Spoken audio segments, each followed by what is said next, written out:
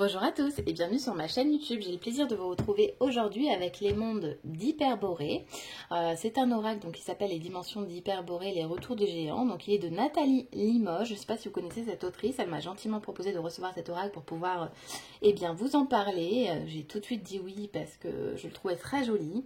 Donc voici ici le livret et les cartes. J'ai pas pris la boîte avec moi, je suis désolée, je suis à l'atelier. Donc on va découvrir d'abord le livret et ensuite les jolies cartes qui sont très grandes. Voilà. Donc ici nous retrouvons la tablée de matière, donc les cartes une à une. Voilà. Donc on vous dit, les hyperboréens auraient créé les runes, ces symboles sacrés qui renferment le pouvoir de communiquer avec les dieux et d'influencer le destin. Chaque rune porte en elle la signification profonde, une clé pour comprendre l'univers. Leur temple était gigantesque, construit à partir de pierres venues d'ailleurs. On disait qu'ils étaient irrigués par des géants venus des étoiles. Ces temples étaient les portails vers d'autres dimensions, où l'on pouvait contempler le passé et l'avenir. Des siècles ont passé depuis la disparition d'Hyperborée, mais les légendes et les récits de cette civilisation légendaire ont survécu. Les humains ont recherché à retrouver cette île perdue, mais en vain. Cependant, avec le réchauffement climatique, certains vestiges inexpliqués ont commencé à refaire surface. Donc c'est dans ce contexte que l'auteur a commencé à faire des rêves étranges. À la suite d'un voyage en Finlande, à la rencontre des aurores boréales, elle fit un rêve éveillé.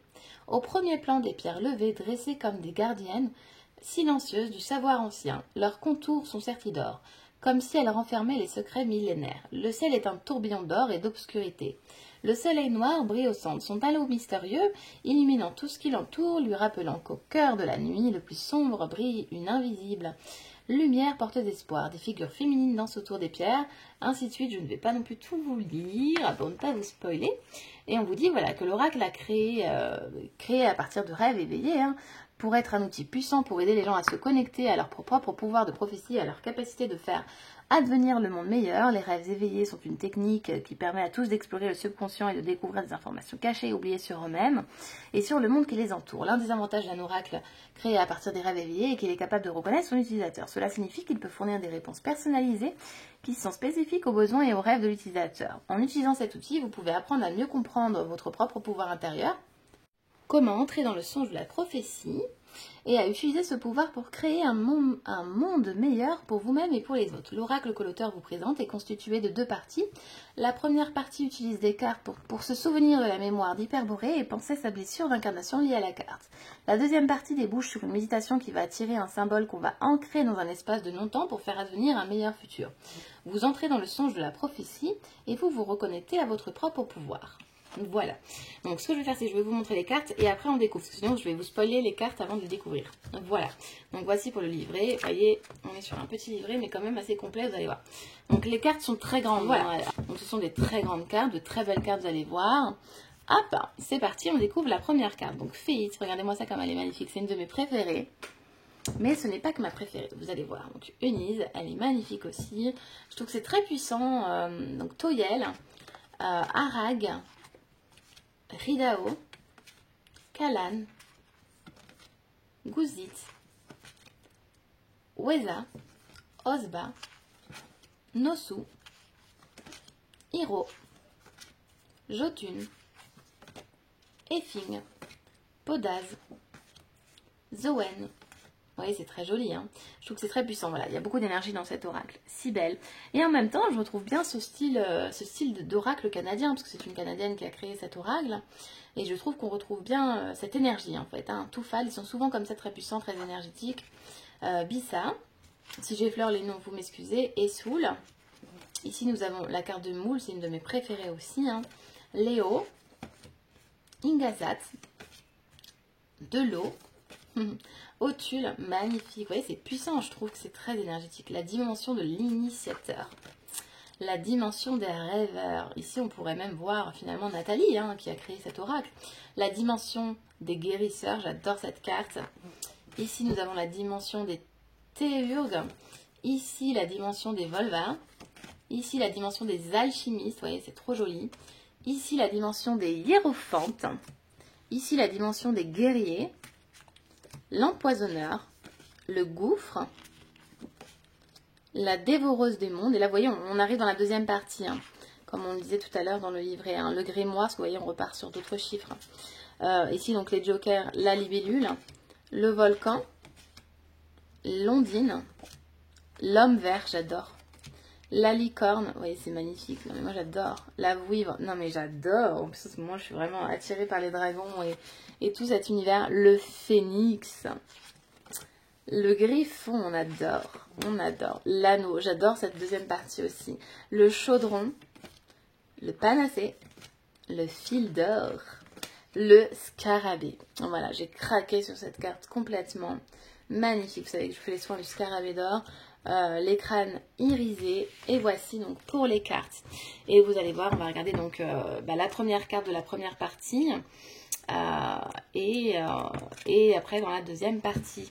Donc vous voyez ici on va vous expliquer donc qui est Féit pour chaque carte.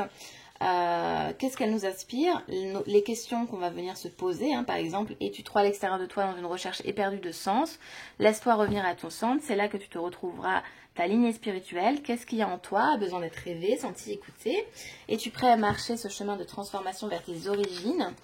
Avant de partir dans la méditation, préparez l'espace qui va vous accompagner pendant ce temps de méditation pour vous. Et ensuite, ici, vous avez la méditation complètement détaillée. Donc, vous voyez, c'est très intéressant parce que du coup, pour chaque carte, on va retrouver, voilà, l'explication de la carte, qui est-ce, quoi, qu'est-ce, comment, des profondeurs, oubliez de nos mémoires, nous venons vers toi. Ici, les questions à vous poser et ensuite, la méditation.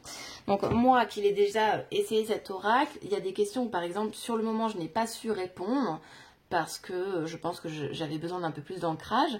Et du coup, suite à la méditation que j'ai réalisée par rapport à une des cartes sur lesquelles je suis tombée, là, j'ai pu recevoir les questions. Donc là, ça va être très intéressant. Voilà. Donc, c'est un oracle, en fait, finalement, pour travailler sur vous-même, pour aller explorer un peu vos profondeurs. Après, voilà, vous pouvez aussi l'utiliser à but divinatoire, dans le sens où qu'avec les illustrations, si le livret peut vous faire peur, faites comme bon vous semble. Voilà, voilà. Et ensuite, on va partir donc à la deuxième partie. Donc voilà.